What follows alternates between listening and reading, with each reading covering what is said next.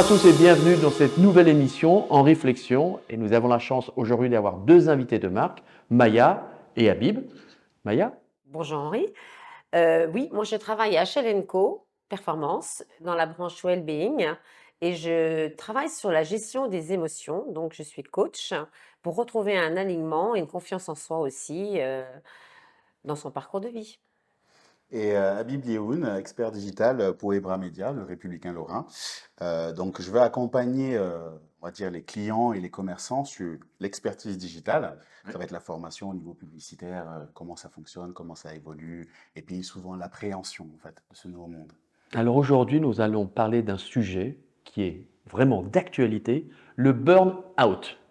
Alors ça veut dire quoi le burn-out? Maya, la description au départ du burn-out. Ben là, c'est un mot en anglais, mais on va Oui. peut-être le traduire parce que je pense que tout le monde le connaît. Par contre, on n'en voit pas l'impact qui est tellement important aussi sur le corps et l'esprit. Donc, burn-out, bah, ça veut dire brûler, et out, ça vient de l'extérieur. Donc, il y a beaucoup de choses qui viennent de l'extérieur et qui nous brûlent de l'intérieur. C'est comme ça que je pourrais l'exprimer. Et ça va être quoi? Bah, ça va être sur un schéma de nos émotions, sur la façon dont on va réagir à la vie. Et à un moment donné, on va faire un trop-plein qu'on n'a pas pu évacuer ou nettoyer ou libérer. Et ça se fait que le corps va symptomiser tout simplement, il va se mettre en arrêt. Donc en arrêt sur des blessures du corps, sur un mal-être émotionnel et c'est là où il faut agir tout de suite, bien sûr. Habib? Bah, pour le coup, moi, je le vois du côté extérieur, Oui, hein, parce bien que sûr. j'ai des proches qui ont connu le burn-out et qui l'ont très mal vécu, et il y en a qui ne se sont pas encore remis, hein. Ça fait Ah oui. 2, 3 ans qu'ils sont encore dans ce cycle un peu infernal. Et on parlait d'arrêt. Bon, moi, je me suis souvent protégé en m'arrêtant dès que je sentais que je commençais à glisser, pour le coup. Mais c'est très fréquent dans le milieu commercial. Mais ça touche toutes les catégories, tout le nombre de personnes, c'est quand même incalculable aujourd'hui. Enfin, si on a des certaines données, 2,5 millions de salariés, burn-out s'avère à 13%.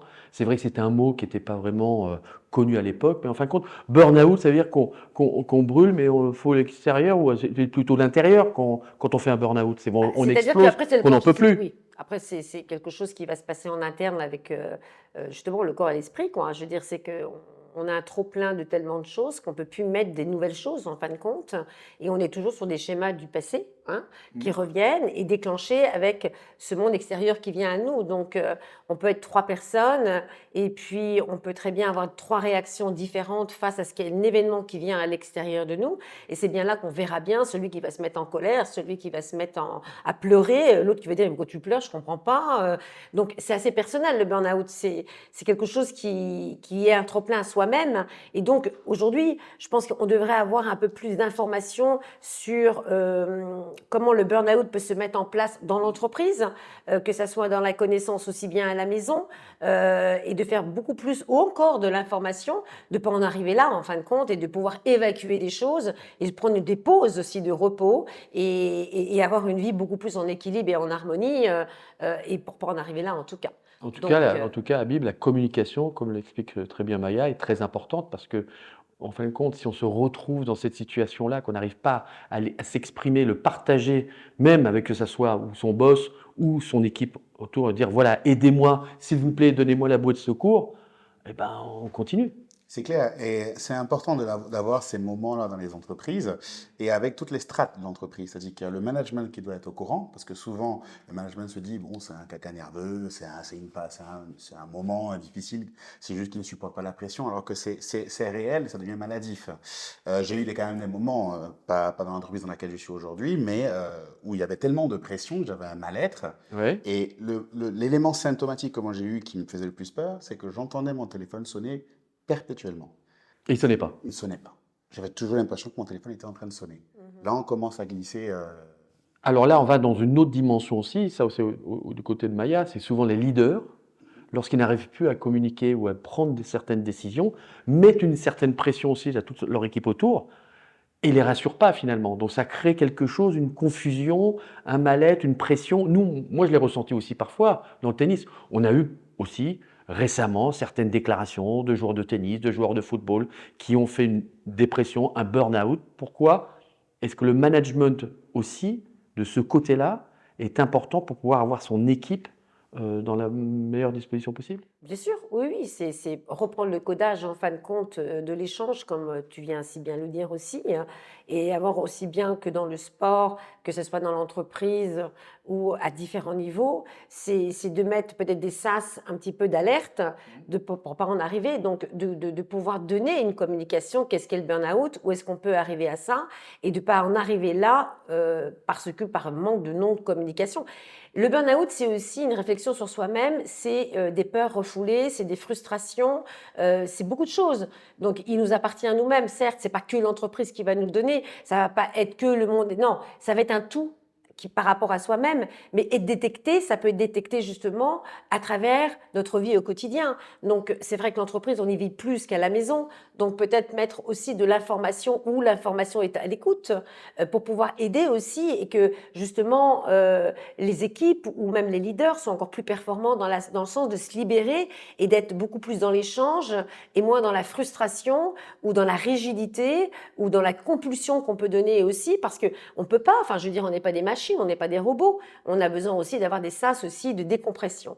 Donc je pense qu'aujourd'hui on pourrait peut-être limiter le burn-out si on pourrait laisser justement du temps aux gens à décompresser différemment mais intelligemment. Des fois, on fait des sas de repos, mais c'est pas intelligent, quoi. C'est pour aller une phase de décompression, mais c'est pas sur les réseaux sociaux, par exemple, comme on parlait tout à l'heure, c'est pas une décompression, ça. Hein. Non, non, c'est pas.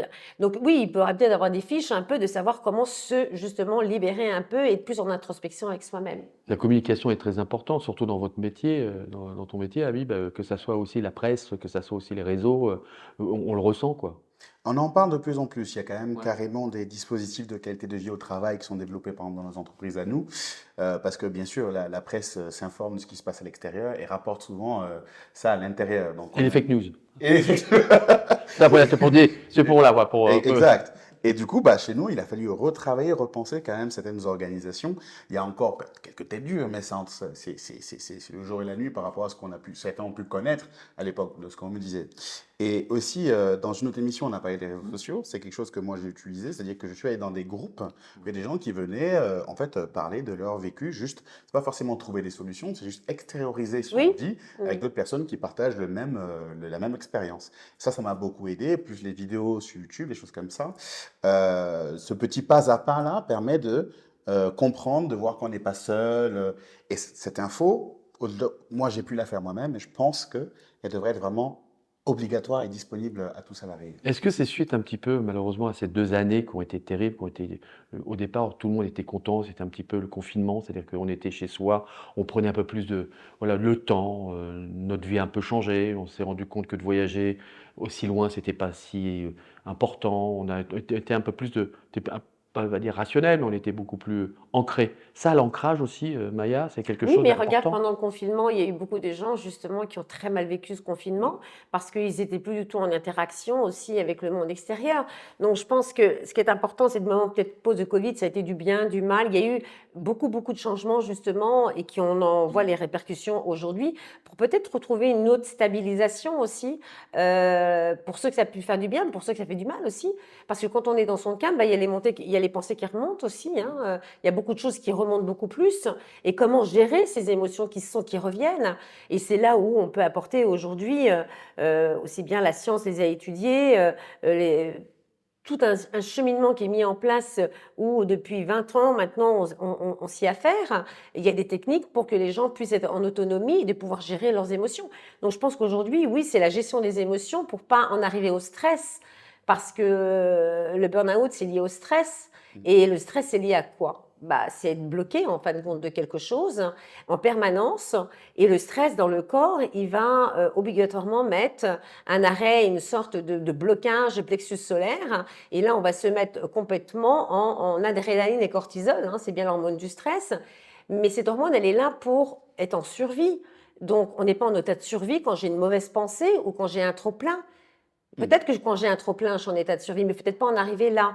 Parce qu'après, qu'est-ce qui se passe? Ben, on est en mode fuyant, on est en mode Oui, on attaquant, n'accepte pas. on est en mode reptilienne et on ne peut plus créer sa vie. On va la créer à travers des filtres qui sont plus nous, de peur, d'angoisse et de stress. Donc, on va dans un cheminement très négatif. Donc, c'est des alertes. Le stress est une alerte pour pas devenir justement dans cette addiction au stress, parce que ça devient une addiction.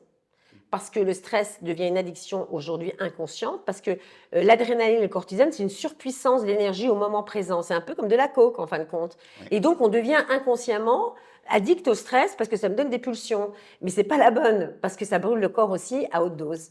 Donc, savoir trouver un équilibre, aussi pareil, je pense, en se connaissant mieux soi-même, comment dans mon corps je vais réagir, comment mon corps va m'alerter, être en prise de conscience de soi-même aujourd'hui. Et je pense qu'aujourd'hui, on a énormément d'informations qui devraient peut-être justement être mis à l'épreuve, hein, partagées sur les réseaux sociaux, sur différents supports qu'on parlait tout à l'heure, sur des choses intelligentes justement pour pas en arriver là. Et là, l'information tue l'information. Exactement. Souvent, on en a un peu trop et puis il faut faire Ah oui. le tri. Et puis Oui. souvent, il faut être accompagné d'un professionnel qui sait faire le tri dans les informations ou même dans la façon dont on interprète notre vécu. Par exemple, moi, je sais que personnellement, au début du confinement, les 3 premiers mois, nous, on travaillait encore. Donc, j'avais besoin de continuer à avoir ce même rythme de vie. Oui, Avant bien d'un sûr. moment donné, Un rituel. lâcher prise. Exact. Lâcher prise, les types par exemple, je suis joueur de jeux vidéo, je ne jouais plus aux mêmes jeux compétitifs, j'ai commencé à jouer des jeux un peu plus relax et à me redécouvrir. Et c'est là que je suis allé vers ces informations, un peu plus, de voir le monde différemment, d'appeler plus de gens que je n'appelais pas avant.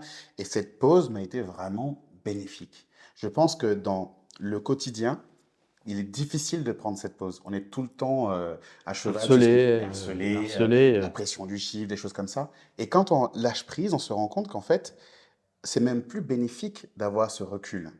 Et il nous faut cette pause, qu'elle soit par les congés, qu'elle soit par un arrêt maladie quand ça devient un peu trop grave, ou par un événement aléatoire comme le confinement a pu donner. Mais ce moment de relâchement, il est important pour décrisper.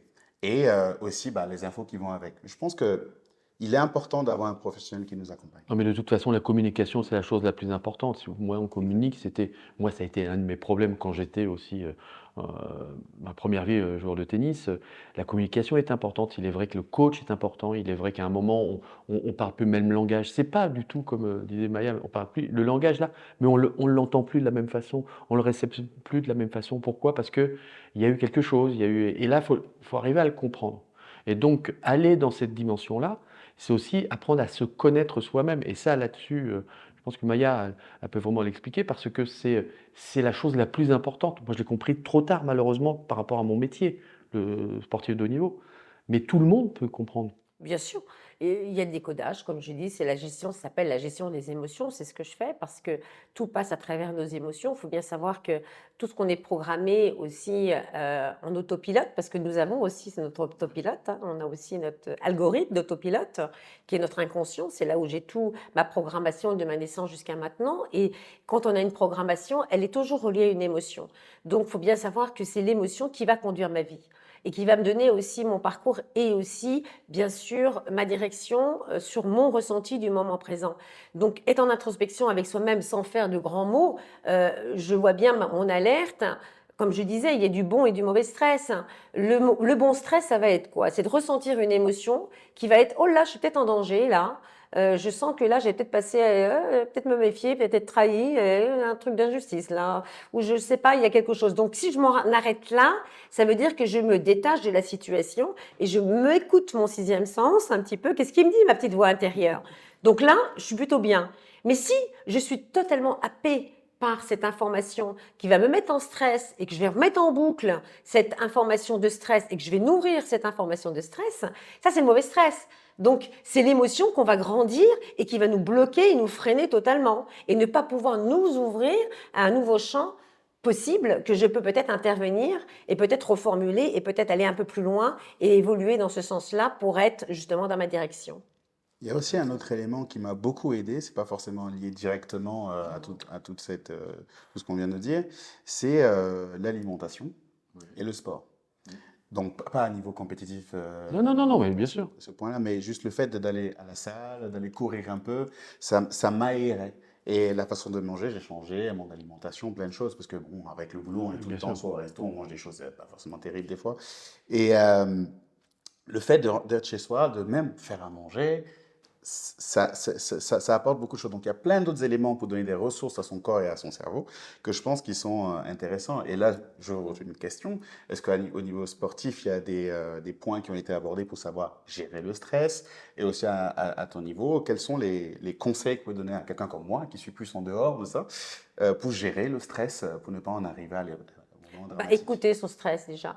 Moi, je dis, pour pas que ça en devienne quelque chose de toxique, il y a à savoir qu'on est toujours en recherche de quelque chose et en dualité de quelque chose. Pour pouvoir évoluer, il faut passer au changement de remise en question. Ça va passer par quelque chose qu'on va se remettre en question. Donc déjà, au tout début, quand je me ressens un petit peu un état de stress, ça veut dire que j'ai un message qui va peut-être passer, mais j'ai envie de le mettre de positif, donc je me mets en pause, comme tu disais tout à l'heure, je me détache. Hein.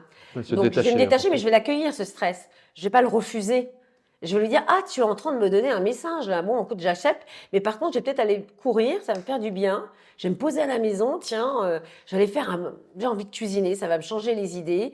Je vais mettre une bonne musique, je vais être au repos et pas en interaction avec le monde extérieur. Et je vais pas demander aux autres, trouve-moi une solution à mon stress.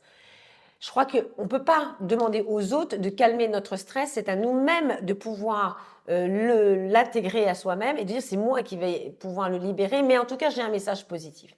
Donc il faut plutôt se le voir comme un message positif au tout début que comme quelque chose de négatif qui va m'entraîner forcément dans un super stress après et dans un blocage émotionnel. Donc accueillir nos émotions, même si tout le temps, même si par moments elles sont pas si terribles que ça, Oui. mais elles ont quand même quelque chose à nous expliquer de nous-mêmes, de pouvoir passer au changement Ça dépend et à de l'évolution. Oui, ça dépend de quel stress. Moi, j'en ai eu un, je ne l'ai pas accepté. Hein. Quand j'ai eu la finale de Roland-Garros en 88, un stress énorme. C'est vrai, ce qu'elle dit Maya, il faut pouvoir l'accepter. J'ai pu l'utiliser à l'après pour 91. Donc, tout le stress n'est pas parce que tu es sportif de haut niveau, c'est tout le stress que tu peux avoir autour de toi qui te permet de pouvoir aussi, comme elle dit, l'accepter, grandir, ou alors je vais passer un mauvais quart d'heure, quoi. Donc, mais et dans le monde des affaires ou le monde du journalisme, tout ça, vous le ressentez, vous aussi. Il y a un stress, Ah oui, il y a une pression, comme on dit. c'est clair, parce que nous, on a des KPI, Deadline. enfin, des indicateurs de performance qui sont bien établis. Il faut un certain nombre de rendez-vous effectués, un chiffre à atteindre. Ça conditionne même le salaire. Bien Donc, sûr. le fonctionnement devient C'est bien. assez C'est bien. difficile. Chronophage. Exact. C'est Mais très il y a chronophage. aussi, il y a une chose très importante qu'on n'a pas trop parlé, il ne faut pas oublier le plaisir quand même. Ah oui. C'est-à-dire que- Je pense qu'il y a beaucoup de gens qui, c'est vrai, alors il y en a qui ont un métier, ils cherchent un métier, ils l'ont pas, c'est pas une passion, c'est pas quelque chose, donc, mais retrouver ce moment, cette jouissance, ce plaisir, se dire au moins je suis là, j'apprends quelque chose, c'est pas facile de se le dire, hein. Mm. Oui, mais C'est- si on est là, c'est qu'on est là. Donc, il faut mieux le prendre du bon côté que du mauvais.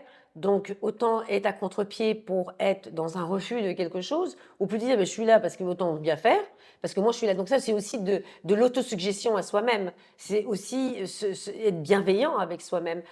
Éviter du stress, c'est être dans sa bienveillance, de son écoute à soi-même. Et si je suis là, il y a peut-être quelque chose à apprendre aussi. Mm. Même si je pense que c'est stupide, non, peut-être qu'il y a quelque chose qui est. Donc, se mettre toujours aussi ce rythme-là dans sa tête en disant il y a toujours à apprendre de toute façon et ce sera toujours de l'acquis de toute façon pour le futur. Bah, dans ce sens-là, la chance que j'ai, moi, dans mon métier, c'est que on est souvent en contact de clients et dans l'aspect positif, parce qu'on doit gérer leur communication, donc ils nous confient les belles facettes de leurs entreprises. Donc, à force, on discute de choses positives, de comment mettre en avant, et ça a un impact même sur nous-mêmes au quotidien. Et en plus, on découvre des profils différents, des métiers que je ne connaissais pas. Et donc, oui, c'est vrai qu'il y a ce plaisir-là que l'on prend. Est-ce que ça a été le cas auparavant ou pas? Dans notre entreprise? Ouais. Alors, pas vraiment, en fait. Mais le plus dur, c'est souvent pas. J'aime bien. Le plus dur, c'est même pas souvent la clientèle, le métier en soi. Ouais. C'est le management. Mais c'est l'équipe. Exact. Oui. Pour On être performant, on revient toujours à la même chose. Il faut avoir une bonne équipe et un bon capitaine de Exact. vaisseau. C'est aussi important. Et ce capitaine de vaisseau doit être aussi rassuré avec son équipe. C'est pas que dans un sens. C'est vrai. Lorsqu'il y a une bourde, on l'assume tous ensemble. Hein. C'est pas si simple que ça. Et pour terminer, comment peut-on, ce qui est important, on l'a dit dès le départ, c'est l'accepter ce burn-out, c'est l'accepter ce qui nous arrive. C'est pas si simple.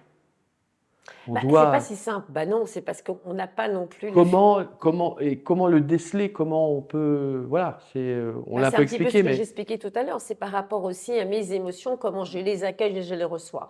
Donc c'est une ligne de conduite qu'il faut se donner, mais c'est pour ça que j'ai, il faut à un moment donné aussi expliquer cette ligne de conduite et les conséquences. Si on ne l'applique pas, qu'est-ce qui va nous voilà. arriver? Mm. Donc quand mon corps va symptomiser, il faut bien savoir qu'avant, j'ai eu des alertes émotionnelles dans mon cerveau et dans mes réactions et dans mon cœur et dans tout ça.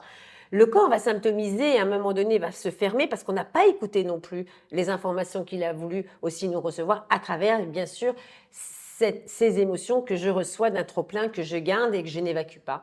Donc, comme je dis, on prend bien une douche tous les jours pour nettoyer son corps, mais on ne fait jamais une douche un petit peu aussi émotionnelle de notre cerveau tous les jours. Donc, moi j'invite toujours mes patients à leur expliquer comment c'est la douche du cerveau. Et je dis, c'est la douche 3D. Hein. Donc, ça veut dire qu'à un moment donné, il va falloir aussi la visualiser, celle-là. Et c'est assez amusant et on s'amuse bien avec et ça marche très bien. Eh Voilà. ben, merci à tous les deux pour encore une fois une très belle émission en réflexion qui était sur le burn-out. Je vous donne rendez-vous à la prochaine. Ciao. Merci.